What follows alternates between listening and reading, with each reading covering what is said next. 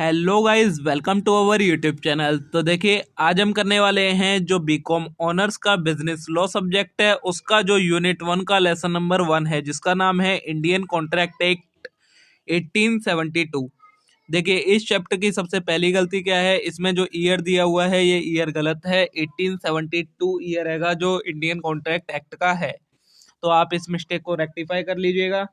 और आज हम करने वाले हैं इस कंप्लीट यूनिट की, जो डीयू यूनिवर्सिटी है उसने जो स्टडी मटेरियल रिलीज करा है उसमें से इसकी कंप्लीट रिवीजन। रिवीजन का मतलब रीडिंग करने वाले हैं, इसको समझेंगे हम। तो चलिए शुरू करते हैं हम। ये आपको स्ट्रक्चर दे रखा है कि आपको इसमें क्या क्या चीजें पढ़नी है, ठीक है।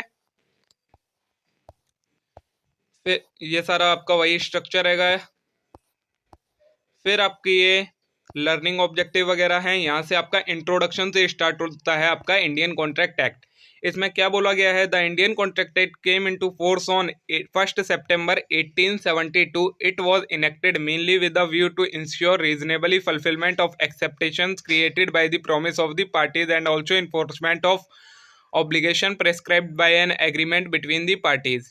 क्या बोला है, इंडियन कॉन्ट्रैक्ट एक्ट था वो इनफोर्स में कब आया था, 1 सितंबर 1872 में। ये क्यों इनेक्ट किया गया था, तो इसका व्यू था कि ये एक रीजनेबल फुलफिलमेंट, मतलब एक प्रॉमिस से जो जो हमें एक्सपेक्टेशंस होती हैं उनको फुलफिल करे, और जो दो पार्टीज के बीच का एग्रीमेंट होता है वो इन्फोर्समेंट में रहे, उनकी ऑब्लिगेशन बनी रहे। इसलिए ये इंडियन कॉन्ट्रैक्ट एक्ट को इनेक्ट किया गया था। The object of this act is also to determine the circumstance in which promise made by parties to contract should be legally binding। और ये भी बताता है कि कब पार्टी का प्रॉमिस होता है वो लीगल होता है और कब वो उन्हें लीगली बाउंड नहीं करता, मतलब इलीगल होता है। ये बाकी सारा आपको इन सब चीज़ों के बारे में इंट्रोडक्शन दे रखा है। इसमें आपका ज़्यादा कुछ काम का नहीं है, आप एक बार बस इसकी थोरोली रीडिंग कर लीजिएगा। फिर आपका आता है application of the English law. इसमें भी आपका कुछ काम का नहीं है, बस आप इसकी रीडिंग कर लीजिएगा। अब आता है meaning and nature of contract, जो इंपॉर्टेंट थिंग आपकी स्टार्ट होती है फर्स्ट। इसमें क्या है, a contract has been defined as follows. Contract को हम कैसे डिफाइन कर सकते हैं, तो इसकी डिफाइन दी गई है, an agreement creating and defining obligation between the parties. ये क्या होता है, एक एग्रीमेंट होता है जो कि क्रिएट करता है और डिफाइन करता है ऑब्लिगेशन, क्या लाइबिलिटीज की, पार्टीज की क्या क्या लाइबिलिटीज हैं एक कॉन्ट्रैक्ट के एग्रीमेंट के अंदर, उसे हम कहते हैं कॉन्ट्रैक्ट। तो देखिए उसे हम कहते हैं एग्रीमेंट। एग्रीमेंट कैसे बनता है, ऑफर होता है प्लस एक्सेप्टेंस होती है। तो देखिए सर विलियम एंशन ने क्या डिफाइन किया है, a contract is an agreement enforceable by at law made between two or more person. एक कॉन्ट्रैक्ट क्या होता है, एक एग्रीमेंट होता है जो कि दो से ज्यादा लोगों के बीच में बनता है, by which right are acquired by one or more to act of forbearance on the part of other. जिसमें क्या होता है, एक पार्टी राइट्स को एक्वायर करती है और दूसरी को राइट फॉरबियरेंस कर दिए जाते हैं। According to sir Frederick Pollock, अब सर फेडरिक पोलैक थे, उन्होंने क्या डिफाइन किया है, every agreement and promises enforceable at law is contract. वो हर एग्रीमेंट या फिर प्रोमिसेस जो कि लॉ के अंदर इन्फोर्सेबल होते हैं उसे हम कहते हैं contract. Section 2H of Indian contract act, Indian contract act का जो सेक्शन 2H है वो कॉन्ट्रैक्ट को कैसे डिफाइन करता है, an agreement enforceable at law. जो सबसे अप्रोप्रिएट डेफिनेशन आपकी मानी जाएगी वो ये सेक्शन 2H के अकॉर्डिंग मानी जाएगी, an agreement enforceable at law. अब देखिए कॉन्ट्रैक्ट कैसे बनता है, एग्रीमेंट प्लस जब उसकी लीगली इन्फोर्सेबल हो जाता है, मतलब हम उसे कोर्ट के अंदर इन्फोर्स कर सके, तो ये हो जाता है कॉन्ट्रैक्ट। अब देखिए अब हमें क्या पढ़ना है, कॉन्ट्रैक्ट रिक्वायर्स। एक कॉन्ट्रैक्ट बनाने के लिए हमें किस किस चीज की जरूरत पड़ती है, तो फर्स्ट है हमारा two parties. There must be two parties to constitute a contract. कोई भी एक कॉन्ट्रैक्ट बनाने के लिए दो पार्टी होनी चाहिए। A contract can only be bilateral and the same party can not be a party from both the sides. मतलब एक कॉन्ट्रैक्ट का बायलैटरल होना जरूरी है, एक सेम पार्टी ही दोनों पार्टी का काम नहीं कर सकती है एक कॉन्ट्रैक्ट के अंदर। Hence there can not be a contract between A on side of A. मतलब अगर हम कहें कि एक के साथ ए ही कॉन्ट्रैक्ट कर रहा है तो ये कॉन्ट्रैक्ट नहीं माना जाएगा। A person cannot enter into a contract with himself. The person who make promise is known as promiser। अब एक कॉन्ट्रैक्ट के अंदर प्रॉमिस किया जाता है, जो पर्सन प्रॉमिस करता है उसे हम प्रोमिसर कहते हैं। And the person to whom the promise is made, और जिसके लिए प्रॉमिस मेड किया जाता है, मतलब जिसको प्रॉमिस करा जाता है उसे हम प्रोमिस ही कहते हैं, ठीक है। ये हो गया फर्स्ट इंपॉर्टेंट एलिमेंट जो एक कॉन्ट्रैक्ट बनाने के लिए चाहिए होता है। फिर आता है हमारा एन एग्रीमेंट। एक एग्रीमेंट की भी जरूरत होती है। एग्रीमेंट क्या होता है? A proposal from side of one party to do or abstain from doing a particular act and is acceptance by the other party are the two essential element of an agreement. मतलब जब एक party proposal करती है किसी काम को करने के लिए या ना करने के लिए, और जब दूसरी पार्टी उस प्रपोजल को एक्सेप्ट कर लेती है, तो वो एग्रीमेंट बन जाता है। An agreement occur when two minds meet for a common purpose. एक एग्रीमेंट कब बनता है? जब दो लोगों के माइंड किसी सेम चीज के लिए मिलते हैं, तो उसे हम एग्रीमेंट कहते हैं। The meeting of mind is called consensus and और आइडम। तो जो मीटिंग ऑफ माइंड होते हैं उसे हम क्या कहते हैं? उसकी टर्म को कहते हैं कॉन्सेंसस और एड आइडम। ठीक है, ये हो गया आपका एग्रीमेंट क्या होता है।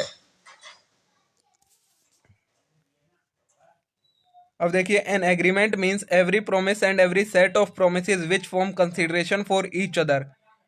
जो मोस्ट अप्रोप्रिएट डिफाइन हैगी वो हैगी एन एग्रीमेंट क्या होता है? हर प्रोमिस और every set of promise which form consideration for each other. ठीक है, ये होता है हमारा agreement. And as per section 2B, और 2B सेक्शन क्या बताता है? A promise means when the person to whom the proposal is made signifies is H and thereto the proposal is said to be accepted. एक promise का मतलब क्या होता है? जब एक पर्सन कोई प्रपोजल बनाता है और दूसरा पर्सन उसे एक्सेप्ट कर लेता है, तो वो प्रॉमिस बन जाता है। A proposal when accepted become a promise. एक प्रपोजल जब एक्सेप्ट हो जाता है तो वो प्रॉमिस कहलाता है। ये हो गया हमारा दूसरा एलिमेंट, एन एग्रीमेंट, जो कि एक कॉन्ट्रैक्ट के लिए जरूरी होता है। अब देखिए, थर्ड इंपॉर्टेंट एलिमेंट क्या है? वो हैगा एन ऑब्लिगेशन। अब ऑब्लिगेशन क्या होती है? तो an obligation is the legal duty to do or abstain from doing something. Obligation का मतलब होता है एक लीगल ड्यूटी किसी काम को करने की या किसी काम को ना करने की, उसे हम कहते हैं obligation. An agreement to contract should give rise to some legal obligation. अगर किसी एग्रीमेंट को कॉन्ट्रैक्ट बनना है तो उसे किसी लीगल ऑब्लिगेशन को राइज देना होगा, मतलब वो लॉ के अंदर इन्फोर्सेबल होनी चाहिए। Agreement which give rise only to social और domestic obligation can be not be termed as contract. वो एग्रीमेंट जो सिर्फ सोशली या डोमेस्टिक ऑब्लिगेशन अराइज करते हैं, वो कॉन्ट्रैक्ट नहीं बनते। ठीक है, ये हो गया आपका ऑब्लिगेशन। एक और इम्पोर्टेंट एलिमेंट, आप इसको रीड कर लीजिएगा, इसमें बाकी यही सब दिया हुआ है। ठीक है, फिर ये हमारी तीन इंपॉर्टेंट एलिमेंट थे एक कॉन्ट्रैक्ट को के अंदर जो होने चाहिए। अब आता है हमारा all agreement are not contract. जो सभी एग्रीमेंट होते हैं वो कॉन्ट्रैक्ट नहीं होते।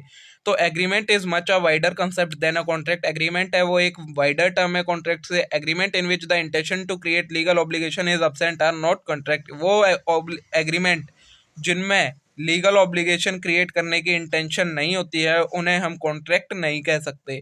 Therefore agreement relating social matter are not contract. मतलब जो सोशल मैटर के कॉन्ट्रैक्ट होते हैं वो एग्रीमेंट नहीं होते। फिर आएगा also agreement which the party declare not to binding do not constitute a contract. और वो एग्रीमेंट जिसमें पार्टी डिक्लेयर करती है कि वो किसी भी चीज से बंधी नहीं, बाइंड नहीं है, तो उसे हम कॉन्ट्रैक्ट नहीं कह सकते। ठीक है, फिर रहेगा हमारा topic all obligation also do not constitute contract. और सभी ऑब्लिगेशन भी कॉन्ट्रैक्ट नहीं बनाती। Any obligation which arise independently of an agreement can not B basis of a valid contract. वो ऑब्लिगेशन जो इंडिपेंडेंटली अराइज होती है किसी एग्रीमेंट में, उसे हम कॉन्ट्रैक्ट वैलिड कॉन्ट्रैक्ट नहीं कह सकते। तो a domestic arrangement with no intention to create legally binding relation will not constitute a contract. या फिर कोई डोमेस्टिक अरेंजमेंट है जिसमें अपने आप ही कोई ऑब्लिगेशन बन जाए, उस किसी पर्सन की कोई इंटेंशन ना हो वो ऑब्लिगेशन बनाने की, तो उसे हम एक वैलिड कॉन्ट्रैक्ट नहीं कह सकते। ठीक है,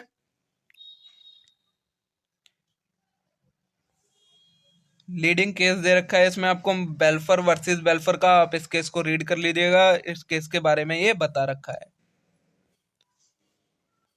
आगे देखते हैं अब हम और इम्पोर्टेंट टॉपिक। अब आता है हमारा essential element of a valid contract. अब वैलिड कॉन्ट्रैक्ट के अंदर क्या क्या इसेंशियल एलिमेंट्स होने चाहिए? तो an agreement to be enforceable at law must satisfy the essential of valid contract. एक एग्रीमेंट लॉ के अंदर कब इन्फोर्सेबल होगा? जब उसके अंदर ये सभी इसेंशियल एलिमेंट होंगे वैलिड कॉन्ट्रैक्ट के।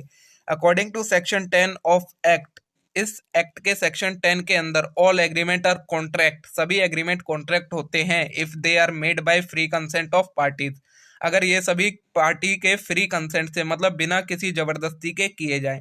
कॉम्पिटेंट टू पार्टीज मतलब पार्टी, कॉम्पिटेंट टू कॉन्ट्रैक्ट मतलब जो पार्टी हैं वो उसमें एबल होनी चाहिए कॉन्ट्रैक्ट करने के लिए। फॉर अ लॉफुल कंसिडरेशन मतलब, और जो उनके अंदर कंसिडरेशन होनी चाहिए वो भी लॉफुल होनी चाहिए। And with a lawful object, और जो उसका ऑब्जेक्ट होना चाहिए वो भी लॉफुल होना चाहिए। And not there hereby expressly declare to be void, और वो एग्रीमेंट वॉइड डिक्लेयर नहीं होने चाहिए तो वो वैलिड कॉन्ट्रैक्ट बनते हैं। Thus the following are essential element of a valid contract. अब देखिए वैलिड कॉन्ट्रैक्ट के क्या क्या इसेंशियल एलिमेंट्स आते हैं। तो फर्स्ट है हमारा agreement, proposal and acceptance. Agreement में क्या क्या आता है, प्रपोजल होना चाहिए और एक्सेप्टेंस होनी चाहिए। इन्हें अभी हम नीचे डिटेल में पढ़ेंगे। सेकंड है intention to create legal relationship, मतलब पार्टीज की इंटेंशन होनी चाहिए लीगल रिलेशनशिप की। Third free consent. Four competent of parties. Fifth lawful consideration. Six legal object. Seven not expressly declared void by law. Eighth possibility of performance. Ninth compliance with legal formalities. ये 9 essential element दिए हुए हैं किसी भी valid contract के लिए, ठीक है। अब देखिए फर्स्ट आया है हमारा एग्रीमेंट क्या होता है। तो एग्रीमेंट के बारे में वैसे तो हम ऊपर पढ़ चुके हैं, मैं आपको इसको ऊपर ऊपर से बता देता हूँ एक बार। एन ऑफर और proposal by one party and acceptance of that offer by another party is agreement. Agreement क्या होता है, एक पार्टी जब ऑफर करती है और दूसरी पार्टी उसे एक्सेप्ट कर लेती है तो उसे हम कहते हैं agreement. An agreement defined by act. अब एक्ट कैसे डिफाइन करता है, एवरी प्रोमिस और set of promise forming consideration for each other. वो सभी प्रोमिसेस और उन प्रोमिसेस का सेट जो एक दूसरे के लिए कंसिडरेशन फॉर्म कर रहे हो उन्हें हम कहते हैं agreement. The acceptance of offer must be according to mode prescribed. ये सर आपका एक्स्ट्रा दे रखा है, इसे आप रीड कर लीजिएगा, हमें सिर्फ एग्रीमेंट का मतलब समझना था, वो मैंने आपको बता दिया। सेकंड है हमारा intention to create legal relationship. अब इसका क्या मतलब है, when a agreement is made between the party their intention should be create legal relationship. Absence of such intention create no contract between the parties. अब देखिए जब कोई भी एग्रीमेंट बनाते हैं तो पार्टी के अंदर इंटेंशन होनी चाहिए लीगल रिलेशनशिप फॉर्म करने की, मतलब दोनों को पार्टीज की कुछ ना कुछ ड्यूटी होनी चाहिए जिसे वो, अगर कोई एक पार्टी उस ड्यूटी को फुलफिल ना करे तो वो उसे कोर्ट ऑफ लॉ में इम्पोज कर सके, वो होती है लीगल रिलेशनशिप फॉर्म करना, क्रिएट करना।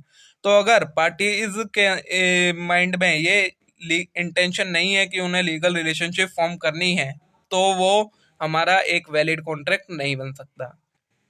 सोशल और domestic agreement do not involve creation of legal relationship so they are not contract. जो सोशल और डोमेस्टिक एग्रीमेंट होते हैं वो हमारे कॉन्ट्रैक्ट नहीं होते। फिर आता है हमारा थर्ड इसेंशियल एलिमेंट जिसे का नाम है फ्री कंसेंट। अब कंसेंट क्या होता है, two or more person are said to be consented when they are agreeing upon the same thing in the same sense. सबसे पहले हम समझते हैं कंसेंट क्या होता है। तो जब दो या दो से ज्यादा लोग किसी सेम चीज पर एग्री हों तो उसे हम कहते हैं कंसेंट। सेम चीज पर सेम वे में एग्री हों उसे हम कहते हैं consent. Thus, if two person enter into apparent contract concerning a particular person or thing turns out, बाकी आपका एक्स्ट्रा दे रखा है, आपने कंसेंट समझ लिया। कंसेंट क्या होता है, जब दो या दो से ज्यादा लोग किसी सेम चीज के ऊपर सेम सेंस में एग्री हों तो उसे हम कहते हैं कंसेंट। अब देखिए आगे मैं यहां से पढ़ रहा हूं ये, the consent beside to make a contract valid not only consent is necessary but the consent must also be free। अब कोई भी कॉन्ट्रैक्ट बनाने के लिए हमें सिर्फ फ्री कंसेंट की जरूरत नहीं होती, वो मतलब सिर्फ कंसेंट की जरूरत नहीं होती है, उसके साथ में वो कंसेंट फ्री भी होनी चाहिए। अब फ्री का मतलब क्या है वो समझते हैं हम। According to section 14 consent is said to be free when it is not caused by coercion, undue influence, fraud, misrepresentation और मिस्टेक। एक कंसेंट को हम फ्री तब कहेंगे जब वो coercion, undue influence, fraud, misrepresentation और मिस्टेक से ना ली गई हो। जब consent coercion, undue influence, fraud, misrepresentation और मिस्टेक से ना ली गई हो तो उसे हम कहते हैं फ्री कंसेंट। ठीक है, ये हो गया हमारा जो इंपॉर्टेंट था इसमें फ्री कंसेंट का मतलब। बाकी अब इन सब चीज़ों के बारे में हम आगे डिटेल में पढ़ेंगे, तो मैं आपको ये कोअर्जन, अनड्यू इन्फ्लुएंस इनके बारे में अभी नहीं बता रहा। हम आगे चलते हैं फोर्थ पॉइंट की तरफ। फोर्थ पॉइंट क्या है हमारा, कॉम्पिटेंट ऑफ पार्टीज। तो इसका मतलब क्या है, at least 2 parties are essential for every valid contract. हर वैलिड कॉन्ट्रैक्ट बनाने के लिए कम से कम 2 पार्टी होने चाहिए। A person can not enter into a contract with on self, कोई भी एक पर्सन अपने आप के साथ कॉन्ट्रैक्ट में एंटर नहीं कर सकता। अब आगे आएगा, according to section 11 of act every person is competent to contract who is of the age of majority according to law to which he is subject and who is of sound mind and not disqualified from contracting by any law to which he is subject. अब देखिए, अब इसमें हमें क्या बताया हुआ है ये कि कॉम्पिटेंट ऑफ पार्टी क्या है, तो एवरी पर्सन इज कॉम्पिटेंट, वो हर पर्सन कॉम्पिटेंट होता है कॉन्ट्रैक्ट में एंटर करने के लिए जो एज ऑफ मेजोरिटी को कंप्लीट कर चुका हो अपनी, जो कि लॉ के द्वारा बताई जाती है कितनी है, हमारे इंडिया में 18 ईयर्स है, और साउंड माइंड का होना चाहिए, मतलब पागल वगैरह नहीं होना चाहिए, और not disqualified by law from contracting, और लॉ के द्वारा कॉन्ट्रैक्ट करने से उसे डिस्क्वालीफाई नहीं किया जाना चाहिए, मतलब मना रिस्ट्रिक्ट नहीं किया जाना चाहिए, तो वो कॉम्पिटेंट होता है कॉन्ट्रैक्ट करने के लिए। The contract enter into bye minor और बाय लुनेटिक इज वाइड। अब अगर कोई माइनर है या कोई लुनेटिक है, मतलब पागल सिरफिरा व्यक्ति है, तो वो कॉन्ट्रैक्ट में एंटर नहीं कर सकता। ठीक है, यही इसके बारे में हमें इसमें बता रखा है। अब फिफ्थ इंपॉर्टेंट एलिमेंट है हमारा लॉफुल कंसिडरेशन। इसका मतलब क्या है, consideration is an essential element of a valid contract. एक वैलिड कॉन्ट्रैक्ट के लिए कंसिडरेशन एक इंपॉर्टेंट एलिमेंट है। An agreement without consideration is bare promise and is not binding on the parties. एक एग्रीमेंट जिसमें कोई कंसिडरेशन नहीं होती, वो सिर्फ एक प्रॉमिस होता है और पार्टी के ऊपर कोई भी ऑब्लिगेशन नहीं होती है। Contract result only when a promise is made for something in return. Contract तभी बनता है जब प्रॉमिस किया जाए किसी चीज के लिए बदले में। ठीक है, this something in return is termed as consideration. तो कंसिडरेशन हम क्या कहते हैं, कोई भी चीज जब हमें बदले में मिलती है तो हम उसे कहते हैं कंसिडरेशन। बस इतना ही है, आपको ये कंसिडरेशन का मतलब समझना था। कंसिडरेशन लॉफुल कब होती है, जब वो लॉ के द्वारा अलाउ की जाए कि ये कंसिडरेशन हो सकती है।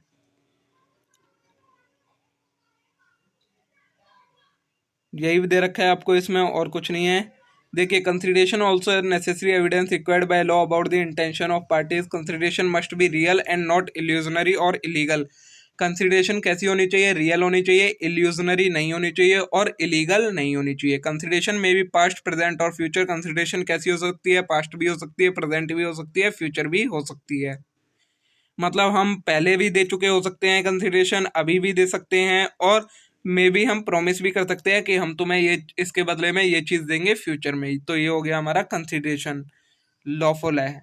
ठीक है, अब आता है हमारा सिक्स्थ लीगल इंपॉर्टेंट एलिमेंट, जो कि आएगा लीगल ऑब्जेक्ट। ये क्या होता है, तो the agreement must not relate to thing which is contrary to the provision of any law and has expressly been forbidden by any law or which is oppose to policy or is immoral. मतलब agreement ऐसा होना चाहिए जो कि ना तो law के द्वारा रिस्ट्रिक्ट किया जाना चाहिए, मतलब लॉ से मना नहीं करना चाहिए कि तुम ये इस टाइप के कॉन्ट्रैक्ट नहीं कर सकते, पब्लिक पॉलिसी के अपोज नहीं होना चाहिए, और इमोरल नहीं होना चाहिए। All agreement which are not lawful can not be enforced by law. वो सभी एग्रीमेंट जो कि लॉफुल नहीं होते वो लॉ के द्वारा इन्फोर्स नहीं किए जा सकते। This is because court will not allow. बाकी आपको एक्स्ट्रा दे रखा है, इसको आप छोड़ दीजिए, सिर्फ लीगल ऑब्जेक्ट समझना था उसका मतलब क्या है। ये हो गया आपका सिक्स्थ इंपॉर्टेंट एलिमेंट। फिर आता है आपका सेवंथ इंपॉर्टेंट एलिमेंट। इसमें क्या है, ये नॉट एक्सप्रेसली डिक्लेयर्ड वॉइड। इसका मतलब क्या है, the agreement must have not been expressly declared void by any law in force in the country. मतलब एग्रीमेंट ऐसा होना चाहिए जो कि उस टाइम पर लॉ के द्वारा वॉइड ना डिक्लेयर किया गया हो, तो वो वैलिड कॉन्ट्रैक्ट बना सकता है। In India, agreement in restraint of trade, in restraint of marriage, or to do things which are impossible are in the nature of marriage. Agreement are expressly declared void by the Indian Contract Act. ऐसे agreement जो कि किसी को trade करने से रोकें, शादी करने से रोकें, या फिर कुछ ऐसा काम करने के लिए बोले जो इम्पॉसिबल हो, ये सभी जो हैंगे वो इंडियन कॉन्ट्रैक्ट के द्वारा वॉइड डिक्लेयर किए गए हैं। मतलब आप इस टाइप के एग्रीमेंट नहीं कर सकते हो। ये हो गया आपका इस जी वाले पॉइंट का मतलब।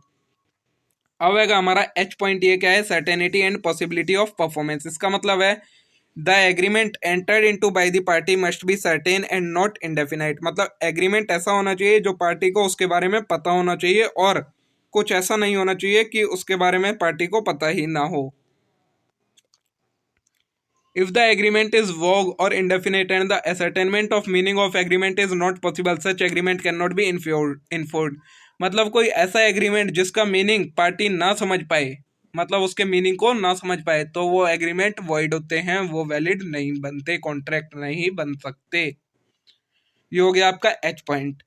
फिर आता है आपका I point, compliances with legal formalities. ये क्या है, if any legal formality of writing registration are necessary by law these must be satisfied. मतलब अगर कोई एग्रीमेंट है जिसमें लीगल फॉर्मेलिटी कंपलसरी है, आपको कुछ लीगल फॉर्मेलिटी जैसे उस एग्रीमेंट का लिखना, उसका रजिस्टर करवाना और बाकी सारे, अगर लॉ ने इसे कंपलसरी कर रखा है तो आपको ये सारी चीजें करनी पड़ेंगी। जब तक आप ये नहीं करते तो एक वैलिड कॉन्ट्रैक्ट नहीं बन सकता।